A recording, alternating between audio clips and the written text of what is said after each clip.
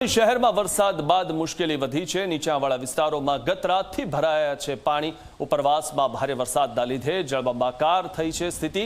તે શહેરના કાશીવાડી વિસ્તારમાં પહોંચ્યું। ઝી 24 કલાક 300થી વધુ ઘરોમાં વસતા લોકોનું સ્થળાંતર કરાવાયું છે। ઘર વખરી અને ચીજ વસ્તુઓને મોટા પાયે નુકસાન થયું છે। તો લોકોની સ્થિતિ હવે એવી થઈ ગઈ છે કે જાય તો જાય ક્યાં, કારણ કે તેમના ઘરમાં તમામ ઘર વખરી પાણીમાં પલળી ગઈ છે અને ઘરમાં રહેવું પણ હવે મુશ્કેલ થઈ ગયું છે। આ તમામ લોકોનું રેસ્ક્યુ કરવામાં આવ્યું હતું। શહેરના કાશીવાડી વિસ્તારમાં જે સ્થિતિ સર્જાઈ છે આપ દ્રશ્યોમાં જોઈ શકો છો।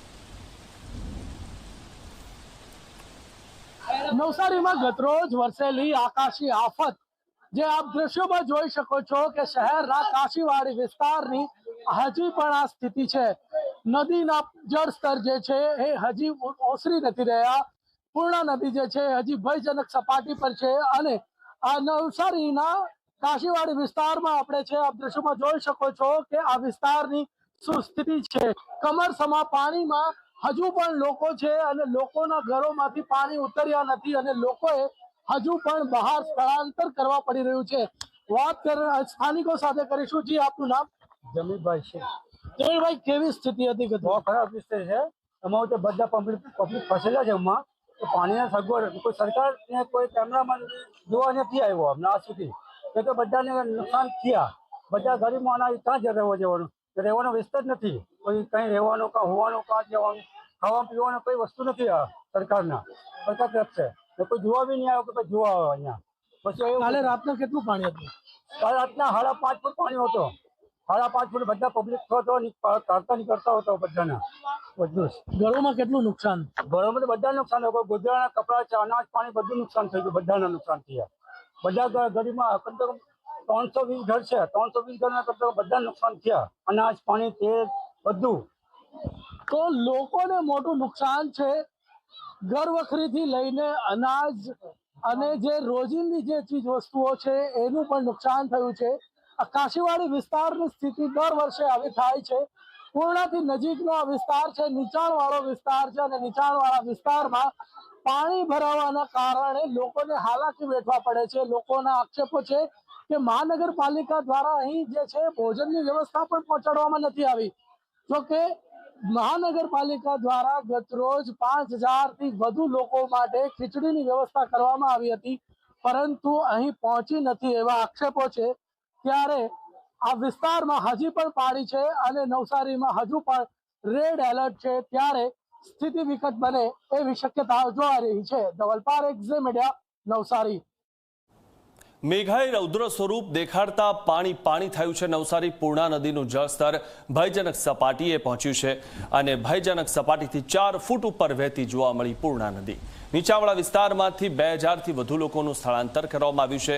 ભેસત ખાડા વિસ્તારમાં 100થી વધુ ઘરોમાં લોકો ફસાયા। ઘરમાં પાણી ભરાઈ જવાના કારણે સામાનને પણ ભારે નુકસાન થયું છે। તો ઘર વખરી પાણીમાં ડૂબી જવાની સ્થિતિ જોવા મળી રહી છે। લોકોની મુશ્કેલી દૂર નથી થઈ રહી, કારણ કે પાણી ઉતરે ત્યારે લોકોની મુશ્કેલી દૂર થશે। કારણ કે લોકો ઘરમાં રહે તો કેવી રીતે, કારણ કે ઘરમાં પાણી ભરાયેલું છે।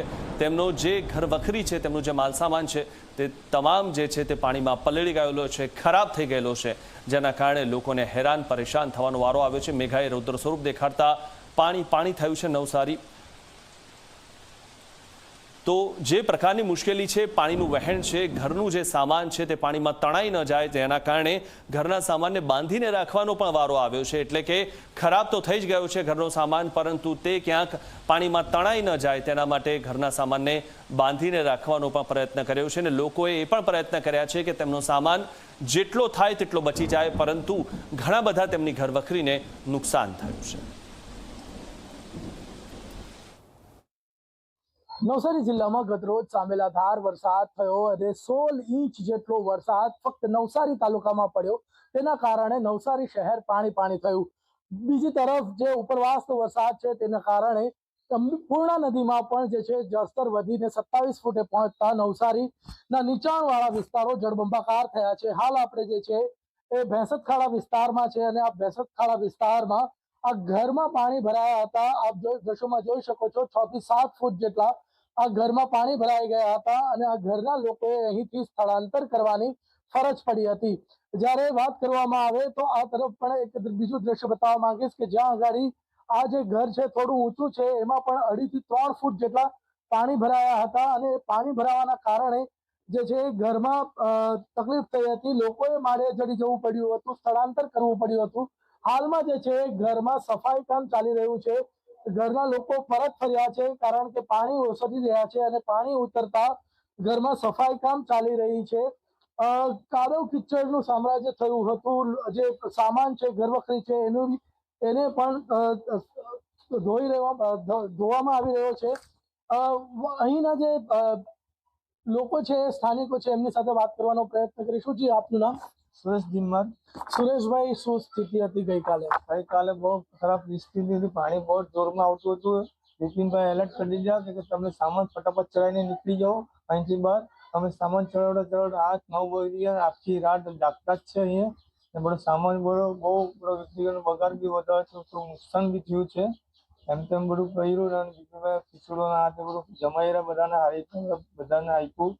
એટલે સારું કહેવાય, વ્યવસ્થા સારી થઈ. કેટલું નુકસાન થયું? નુકસાન તો થોડુંક મોબાઈલ ફ્રીજ ને ઉપર ચલાવડા તૂટી ગયો. પાણીમાં મોબાઈલ પડી ગયો છે, તો ચાલુ નથી થતો. હવે રિપેર કરાવે તો સમજ પડે કે ચાલુ થાય. બીજું બધું બહુ આખી રાતના જગા 4 વાગ્યાનો સાફ સફાઈમાં લાગેલા. સવારના 4 વાગ્યા, કાલે જ રાતના 4 વાગ્યાનો સામાન ચલાવતા 8 વાગ્યાનો મળે કે 4 વાગ્યાનું સાફ સફાઈ ચાલુ જ છે કામ. તો લોકો જે છે એ મુસીબતમાં હતા અને હાલમાં પણ એમની જે તકલીફ છે ઓછી નથી થઈ. પાણી હજુ પણ છે અને આજે રેડ એલર્ટ પણ છે. ત્યારે સ્થાનિક કોર્પોરેટર છે, એમની સાથે વાત કરીશું. છે બિપિનભાઈ, કેવી પરિસ્થિતિ હતી રાત્રે? રાત્રે પરિસ્થિતિ બહુ ગંભીર હતી. પાણી 12-1 વાગે લગીને ચડ્યા જ કરતું હતું. બધાને બપોરે 2 વાગે હું જાતે ઘરે ગઈને કહી દીધું કે ભાઈ આ પાણી આ વખત આવે છે તો તમે બધા સામાન બાંધી દો. અને અમે અમારી પંચની વાડીમાં 100-150 વ્યક્તિને અમે ત્યાં સ્થાનાંતર કરી રહ્યા છે અને એમને જમવાની બી અમે સગવડ કરી આપી છે. કેવી તકલીફ રહે છે આ વિસ્તારમાં? 100 થી 150 ઘરોમાં પાણી. આ વિસ્તાર વર્ષોથી પાણી આવે જ છે.